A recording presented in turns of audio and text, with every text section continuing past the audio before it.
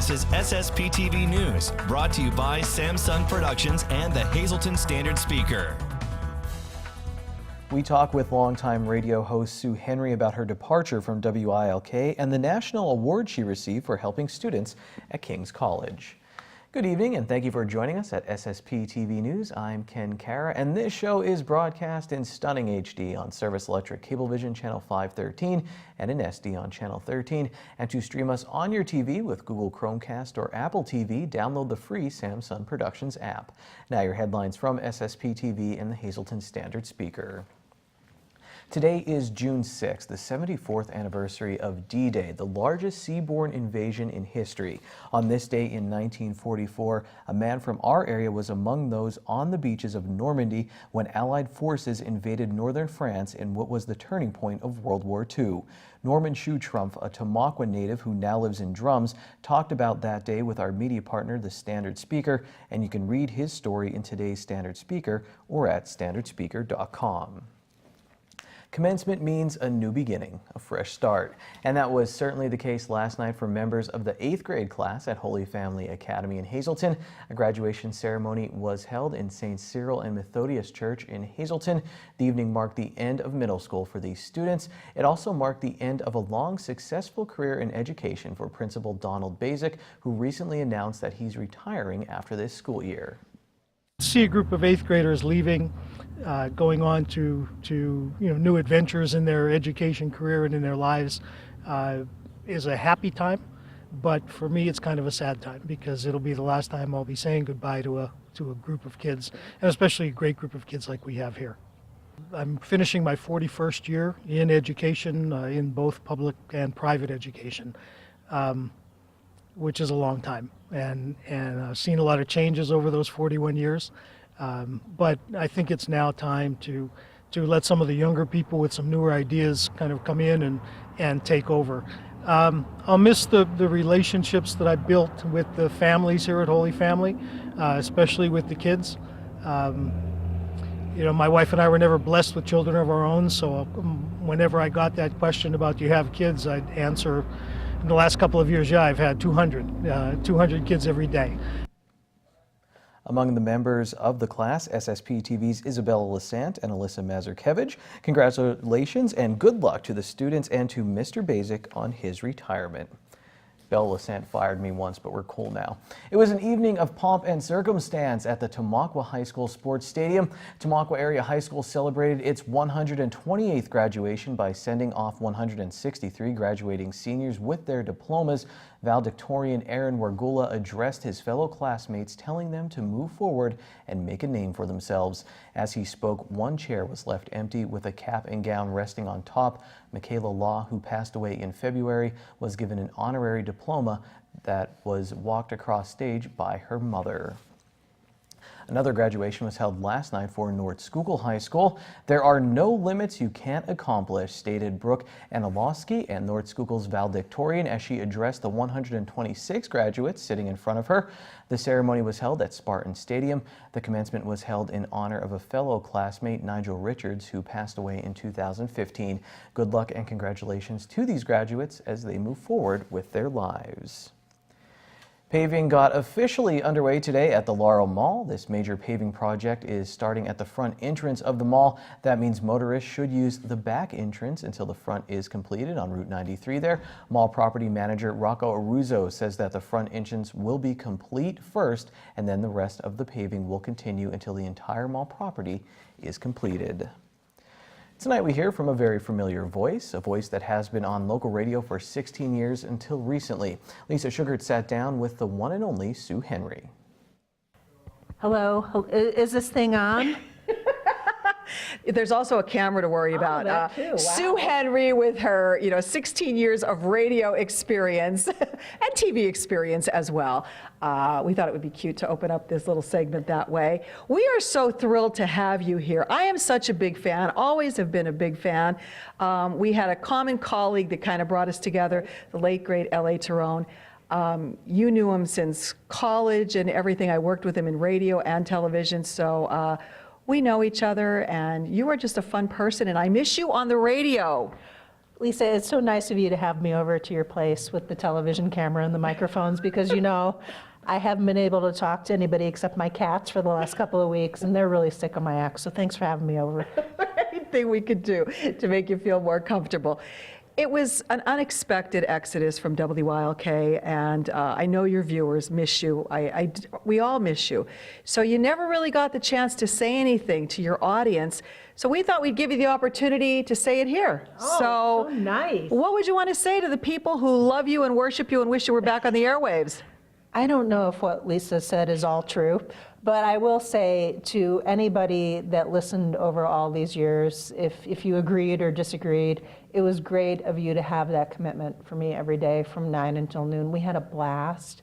The one part about our jobs that was great is that we got to hear the opinions of all the people who live here. We got to do our own thing. There was very little restriction on us.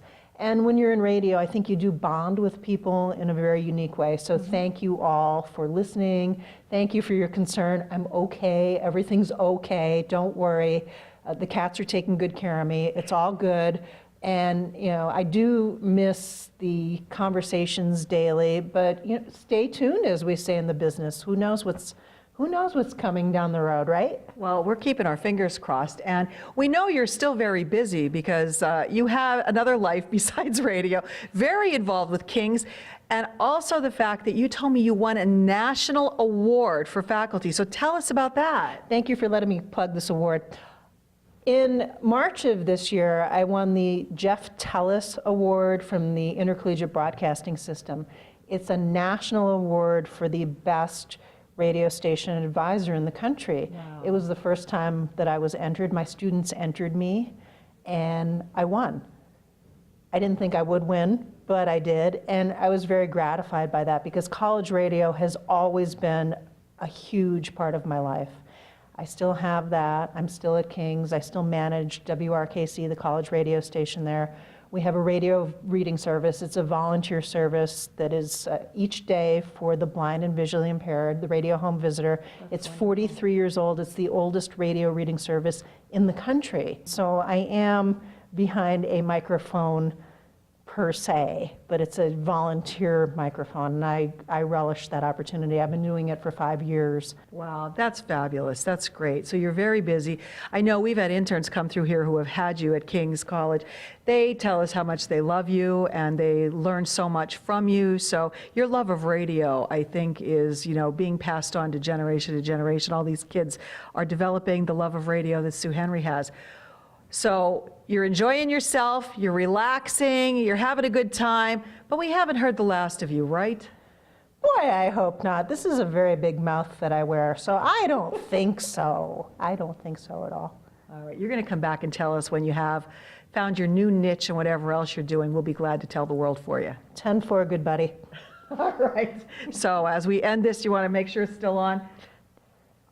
I hope that he took the lens off the... Did you take the lens off the camera? Very good. We had a great segment then, right? The one and only Sue Henry. Sue Henry is the featured guest on a brand new Sam Lassant show, and you can watch that tonight at 9 p.m. or anytime via the SSPTV app or at ssptv.com. And a reminder that our SSPTV programming is available tonight and every Wednesday from 6:30 until 8 p.m. on our high-definition channel, 513. You can also catch a rebroadcast of SSPTV News tonight at 8 p.m. on both channels, Channel 13 and HD 513. Later, we welcome back Dave Seaman from the Standard Speaker to talk about the state softball playoffs and more. And we'll head to BrainWorks in Hazleton to learn about exercises for the mind. This is SSPTV News, your place for 24 hours of your hometown news and information.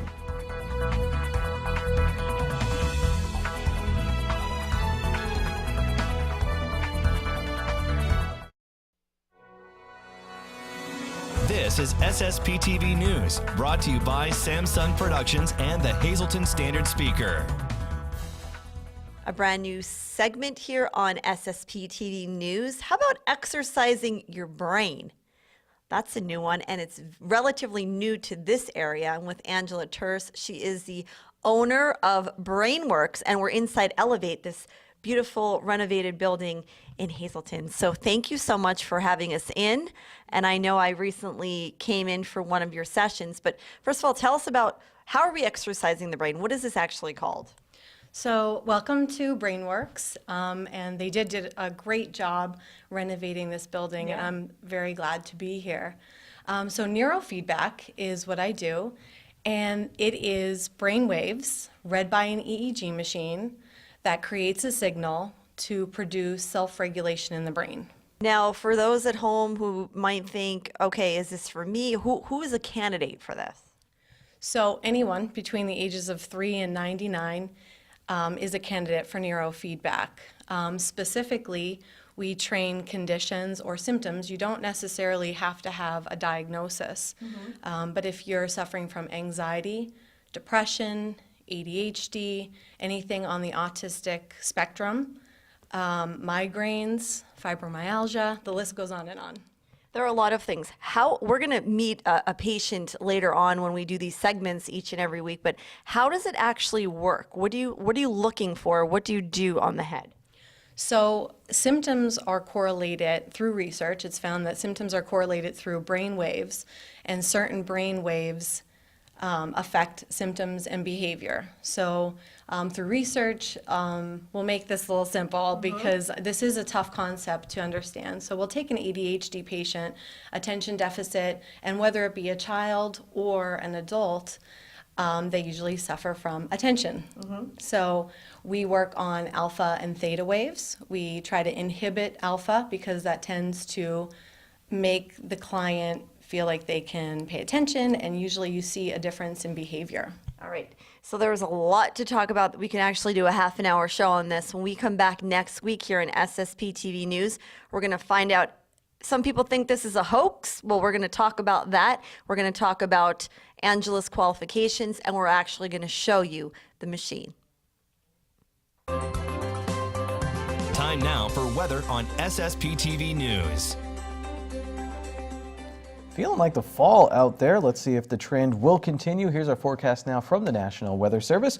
Tonight, partly cloudy. We'll have a low of 49 degrees with a north wind at 6 miles per hour, becoming calm. Thursday will be mostly sunny with a high of 73 degrees. At night, partly cloudy, lows in the mid-50s.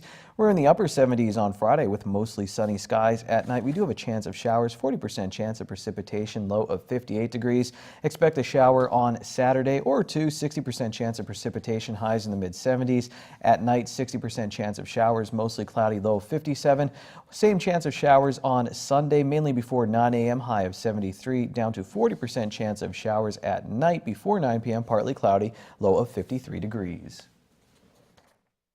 Tonight's weather is brought to you by Valley High Food Drive-In, the area's oldest ice cream and fast food restaurant. Stop by for our ice cream and yogurt, now featuring fat-free, no sugar-added soft frozen yogurt with flavors like vanilla, strawberry, and strawberries and cream.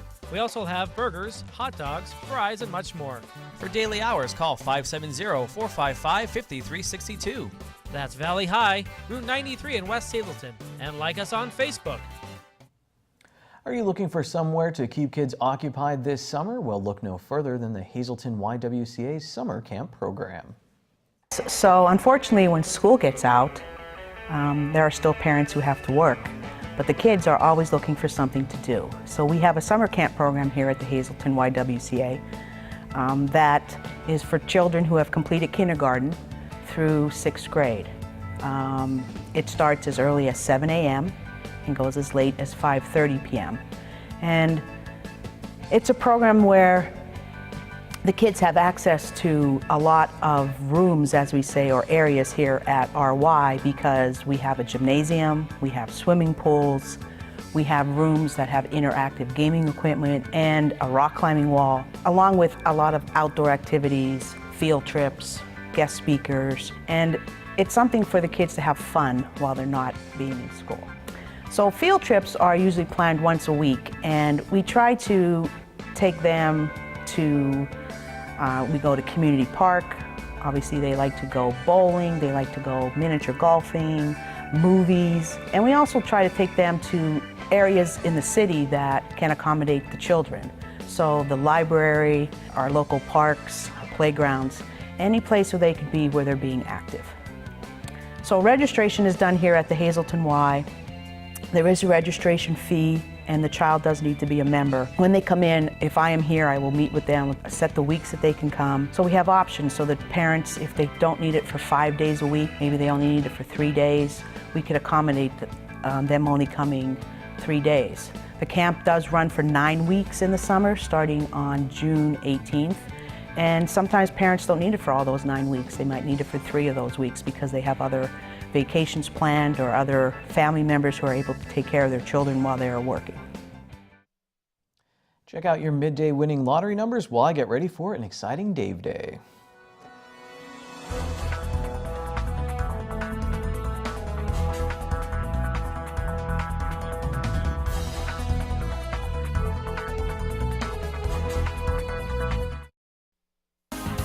Time now for sports on SSPTV News.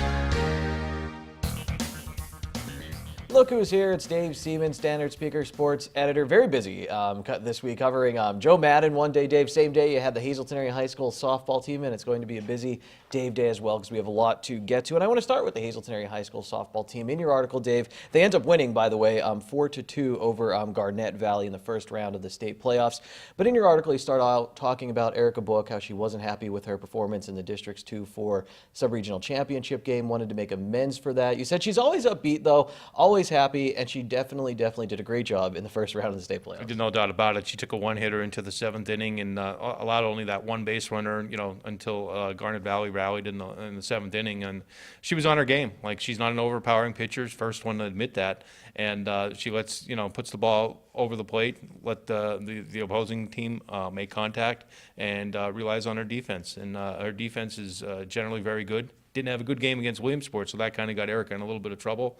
But she was near flawless on Monday against Garnet Valley, and really pitched the Lady Cougars into the next round of the playoffs. Dave, I thought it was interesting because the coach from Garnet Valley mentioned how his team could hit fastballs great, but really struggles against good off-speed stuff, which Erica Book featured. Will that benefit the Cougars moving forward? Even Heather Nat of the Cougars, Lady Cougars head coach, said, yeah, our girls, we weren't getting the fastballs in the state playoffs. We're seeing a lot of off-speed. Will that be a plus for Erica? I think because Erica's been through it last year. I think last year, she showed that she can compete on the big stage with her off-speed stuff. When you're pitching against the District 1 opponents who are used to seeing a lot of hard-throwing pitchers, fast pitchers, a lot of 2-1, 1-0 type games. Well, Dave, as I was breezing through your article, I noticed Tiana Treon was 3-for-3 with 3 RBIs in this game. And then I noticed the word cereal and Lucky Charms right around her name. And apparently this is a thing with the Lady Cougars, actual cereal in the dugout. Yeah, they say, Tiana told me after the game that Marissa Travelpriest brings a bag of Lucky Charms to every game, and it's become a little bit of a tradition. They put them in the on-deck circle, and they're scooping them up with their hands before they get up to bat. And Tiana took a few the other day and, went 3-for-3 with 3 RBIs, 3 out of the 4 RBIs for the Cougars in the game. So made a lot of sense to eat the cereal for her, but I don't think Tiana needs the luck. She's been batting over 500 last year, this year again, well over 500, and she hits the ball as hard as any softball player I've seen in this area, and she's only a sophomore, and and I'm still waiting for her to really explode, with the power, because she can hit the softball, no doubt about it. And so that's the story with the Lady Cougars in the 6A playoffs. In the 3A state softball playoffs, North Schuylkill off to a hot start. 20-0 win, Dave, in the first round over Swenson. Haley Bird pitched a perfect game. It was only 3 innings long, but she struck out all 9 batters she faced. Interesting point brought up in the article, Dave, in the Standard Speaker, saying that District 12, where Swenson is from, they were the runner-up in that district, still made the state playoffs due to how many teams are in that district. District 11, where North Schuylkill is from, only gets 1 team in. North Schuylkill beat Pine Grove to get there, Dave, but Pine Grove beat North Schuylkill several times during the regular season, a great team. They did not qualify. Is there a way the PIAA can look into this, or is it so hard just to look at this year in and year out? Maybe District 11 has a down year one year. It's hard to. Pine Grove has a legitimate beef. Very, very good team, capable of even making a run of the state title. But North Schuylkill beat the Cardinals when it counted in the district final, got to the state tournament, and unfortunately, you have the proportion of schools of that size in District 12 compared to District 11. So you got to balance out the field, and unfortunately, sometimes teams that maybe aren't as worthy to get in the state tournament, they get in the state tournament, and teams that are worthy are left home, and nobody's ever going to be happy. It's just a situation you're in, and unfortunately, we don't get the best teams in the tournament. But fortunately for us, usually the best team does win the state title. And Dave, Hazelton area baseball, they get a District 2 championship after an up and down start to the season. Getting gold medals has to feel nice. They don't qualify for the state playoffs. They had to win the District 2 for sub-regional to do that. But a nice end to the end of the season for Gino Carr's team, and Brady Antolik really coming along as a pitcher on that team. Had another nice game in the championship against West Scranton. Yeah, there are a lot of young players on that team too. Not only Brady Antolik, but Frank DiGaetano pitched very well down the stretch for them. Jerome Reppit's another sophomore. Gabe Collier's a sophomore. Gavin McGowan's a sophomore. You could keep going on. There, a lot of young players got to see action, from the beginning of the season on, and they carried the team. I believe they won 7 of the last 9 games. Unfortunately, had that 1-run loss to Williamsport. That's going to stick in their craw. Hopefully, it motivates them for next season, gets them back to that sub-regional final at the stadium, and maybe they win that game and get into the state tournament. But it's no consolation prize. You win the district championship in District 2. It's a good tournament to win. They beat a good Delaware Valley team on the road just to get to the final of the sub-region and to make their way into the district final. But hats off to Gino and his team, because they really came through at the end of the season. Well, Dave, thank you for being on our team. I definitely appreciate it, and read all of his articles along with Steve Stallone and the Standard Speaker as we continue through the state playoffs in softball and baseball. Good evening, everyone. Here's today's talk of the town. The 3rd annual Community Services for Sight Trail Run and Walk will be held on Sunday, June 10th at 9 a.m. at Nescopec State Park. This event will offer a 15K, 5K, a mile run for kids, and a dog jog. For more information, you can call 570-455-0421. School Safety, A Parent's Perspective with special guest speaker Michelle Gay will be held at 9 a.m. on Monday, June 11th at the FM Kirby Center located on Public Square in Wilkes-Barre. Registration for the event will begin at 8 a.m. Limited seating is available. To register, you can call David Peters at 570-459-3890 extension 269, or you can email him at dapeters@pa.gov. And on today's social report, with a Tricky Tray auction being held at St. John's Evangelical Lutheran Church in Hazelton on June 9th. Doors open at 11 a.m. Auction will begin at 2 p.m. You do not need to be present to win. And that's today's Talk of the Town. SSPTV News would like to send our sincere condolences to the family and friends of these recently departed. Fern Agresta of Hazelton. A service will be held Thursday at 5 p.m. at First United Church of Christ in Nescopec. Helen M. Molino of Freeland. The Cattrall Petrilli Funeral Home in Freeland will announce the arrangements. And Grace Upshaw of Hazel Township. The Joseph B. Conahan Funeral Home in Hazelton will announce the arrangements.